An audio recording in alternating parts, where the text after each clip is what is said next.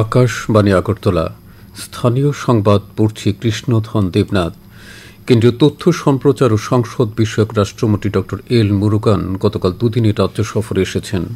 আগরতলা বিমানবন্দরে পৌঁছে তিনি আকাশবাণী ও দূরদর্শনের সংবাদদাতা কুনাল শিন্ডের সঙ্গে এক সাক্ষাৎকারে বলেছেন, পাকিস্তানের বিরুদ্ধে সন্ত্রাসবাদী আস্তানা গুঁড়িয়ে দিতে ভারতের অপারেশন সিন্দুরের সাফল্য গোটা দেশের কাছে গর্বের বিষয়। অপারেশন সিন্দুরের সাফল্য এই বার্তা দেয় যে সব ভারতবাসী প্রধানমন্ত্রী নরেন্দ্র মোদীর পাশে রয়েছেন। ড মুরুগান বলেছেন, প্রধানমন্ত্রী নরেন্দ্র মোদীর নির্দেশে উত্তর পূর্বাঞ্চলে কেন্দ্রীয় বিভিন্ন প্রকল্প এবং পরিকাঠামোগত ও সীমান্ত এলাকার উন্নয়ন কাজের অগ্রগতি পর্যালোচনার জন্য কেন্দ্রীয় মন্ত্রিসভার সদস্যরা নিয়মিত উত্তর পূর্বাঞ্চল সফর করছেন। কেন্দ্রীয় রাষ্ট্রমন্ত্রী ড এল মুরুগান গতকাল বিলোনিয়া সার্কিট হাউসে দক্ষিণ জেলার উন্নয়নমূলক কাজকর্মের অগ্রগতি বিষয়ে পর্যালোচনা বৈঠক করেন। শিক্ষাসহ বিভিন্ন ক্ষেত্রে দক্ষিণ জেলার উন্নয়ন রাজ্যের সার্বিক উন্নয়নের গড়ের চেয়ে বেশি হওয়ায় জেলা শাসক সহ বিভিন্ন দপ্তরের জেলা স্তরের আধিকারিকদের ভূয়সী প্রশংসা করেছেন তিনি বিলোনিয়া মহকুমা হাসপাতাল এবং আকাশবাণী বিলোনিয়া কেন্দ্রটিও গতকাল পরিদর্শন করেন। আজ সকালে তিনি বিলোনিয়া শহরে তিরঙ্গা যাত্রায় অংশগ্রহণ করবেন বলে কথা রয়েছে। মুখ্যমন্ত্রী অধ্যাপক ডাক্তার মানিক সাহা রাজ্যে এইমস স্থাপনের জন্য পুনরায় উত্তর পূর্বাঞ্চল উন্নয়ন মন্ত্রকের হস্তক্ষেপ চেয়ে কেন্দ্রীয় ডোনার মন্ত্রী জ্যোতিরাদিত্য সিন্ধিয়ার দৃষ্টি আকর্ষণ করেছেন। গতকাল কেন্দ্রীয় ডোনার মন্ত্রীর সভাপতিত্বে উত্তর পূর্বাঞ্চল উন্নয়ন বা ডোনার মন্ত্রকের দ্বিতীয় উচ্চ পর্যায়ের সভায় তিনি একথা জানান। সভায় আলোচনাকারী মুখ্যমন্ত্রী আগরতলার এমবিপি বিমানবন্দর থেকে আন্তর্জাতিক বিমান পরিষেবা চালু করা, রাজ্যে চালু জিমনাসিয়াম একাডেমিটিকে ন্যাশনাল জিমনাস্ট একাডেমি হিসেবে ঘোষণা করা, প্রাকৃতিক গ্যাসের মূল্যে ছাড় দেওয়া সহ বিভিন্ন বিষয়ে ডোনার মন্ত্রকের সহযোগিতা চেয়েছেন। এছাড়াও গতকাল সচিবালয়ে উত্তর পূর্বাঞ্চলের রাজ্যগুলোতে বিনিয়োগের প্রসারে মুখ্যমন্ত্রীকে আহ্বায়ক করে গঠিত উচ্চ পর্যায়ের টাস্ক ফোর্সের দ্বিতীয় সভা অনুষ্ঠিত হয়। সভায় মুখ্যমন্ত্রী উচ্চ পর্যায়ের টাস্ক ফোর্সের প্রথম সভায় গৃহীত সিদ্ধান্তের প্রেক্ষিতে উত্তর পূর্বাঞ্চলের রাজ্যগুলোতে সব পদক্ষেপ নিয়েছে তার বিস্তারিত উল্লেখ করেন। সভায় ডোনার মন্ত্রী এই অঞ্চলের রাজ্যগুলোতে বিনিয়োগের জন্য গঠিত উচ্চ পর্যায়ের টাস্ক ফোর্সের কাজের প্রশংসা করেন।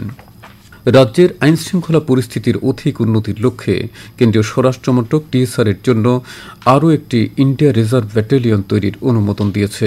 মুখ্যমন্ত্রী অধ্যাপক ডাক্তার মানিক সাহা গতকাল সামাজিক মাধ্যমে এই খবর জানিয়ে বলেছেন, ত্রিপুরার জন্য এটি একটি উৎসাহজনক খবর এবং এর মাধ্যমে নিরাপত্তা বৃদ্ধির পাশাপাশি কর্মসংস্থানের সুযোগও তৈরি হবে। এই ব্যাটালিয়ন স্থাপনের জন্য কেন্দ্র এককালীন হিসেবে 50 কোটি টাকা আর্থিক সহায়তা প্রদান করবে বলেও মুখ্যমন্ত্রী জানিয়েছেন। তিনি এর জন্য প্রধানমন্ত্রী নরেন্দ্র মোদী এবং স্বরাষ্ট্রমন্ত্রী অমিত শাহের প্রতি কৃতজ্ঞতা জানিয়েছেন। আগরতলা মেডিকেল কলেজ ও জিবিপি হাসপাতালে গতকাল রাজ্য মানবাধিকার কমিশনের উদ্যোগে একটি কর্মশালা অনুষ্ঠিত হয়। এই কর্মশালায় প্রধান অতিথির ভাষণে রাজ্য মানবাধিকার কমিশনের চেয়ারপারসন অবসরপ্রাপ্ত বিচারপতি অরিন্দম লোধ বলেন, হাসপাতালের রোগীরা যেন চিকিৎসা পাওয়ার অধিকার থেকে বঞ্চিত না হন সেদিকে খেয়াল রাখতে হবে স্বাস্থ্যকর্মীদের। তিনি রোগীদের চিকিৎসা পাওয়ার ক্ষেত্রে বিভিন্ন অধিকার নিয়ে আলোচনা করেন। এই কর্মশালায় এছাড়া আলোচনা করেন রাজ্য মানবাধিকার কমিশনের সচিব রতন বিশ্বাস, স্বাস্থ্য দপ্তরের অধিকর্তা ডাক্তার তপন মজুমদার প্রমুখ। ত্রিপুরার হজযাত্রীরা গতকাল আগরতলার মহারাজা বীরবিক্রম মানিক্য বিমানবন্দর থেকে মক্কা ও মদিনার উদ্দেশ্যে রওনা হয়েছেন। এবছর ত্রিপুরা থেকে 42 জন হজে যাচ্ছেন। হজযাত্রীদের পাসপোর্ট, ভিসা সহ যাবতীয় প্রয়োজনীয় বিষয়ে কেন্দ্রীয় হজ কমিটি সহযোগিতা করেছে। বুনিয়াদী শিক্ষা দপ্তরের অধীনে গতকাল আগরতলার শিশুবিহার হায়ার সেকেন্ডারি স্কুলে মোট 228 জন টেট উত্তীর্ণ অফার প্রাপকের মধ্যে 226 জনের অফার জমা রাখার কাজ সম্পন্ন হয়েছে। তাদের মধ্যে 65 জন আন্ডার গ্রাজুয়েট টিচার এবং 161 জন গ্র্যাজুয়েট টিচার এলিমেন্টারি। অফার জমার পরবর্তী প্রক্রিয়াসমূহ সম্পন্ন করে খুব শীঘ্রই তাদেরকে নিয়োগপত্র প্রদান করা হবে। দক্ষিণ জেলার 8টি ব্লকে 1000 হেক্টর জমিতে মৃত্যুঙ্গা বাঁশ চাষের লক্ষ্যমাত্রা নির্ধারণ করা হয়েছে। গতকাল বিলোনিয়ায় দক্ষিণ জেলা শাসকের অফিসে জেলাশাসক মোহাম্মদ সাজ্জাদ পীর পৌরোহিত্যে অনুষ্ঠিত এক সভায় এই সিদ্ধান্ত নেওয়া হয়। সভায় দক্ষিণ জেলা পরিষদের সভাধিপতি দীপক দত্ত, ত্রিপুরা ব্যাম্বু মিশনের কর্মকর্তা রাজীব সাহা সমেত অন্যান্য জনপ্রতিনিধিরা উপস্থিত ছিলেন।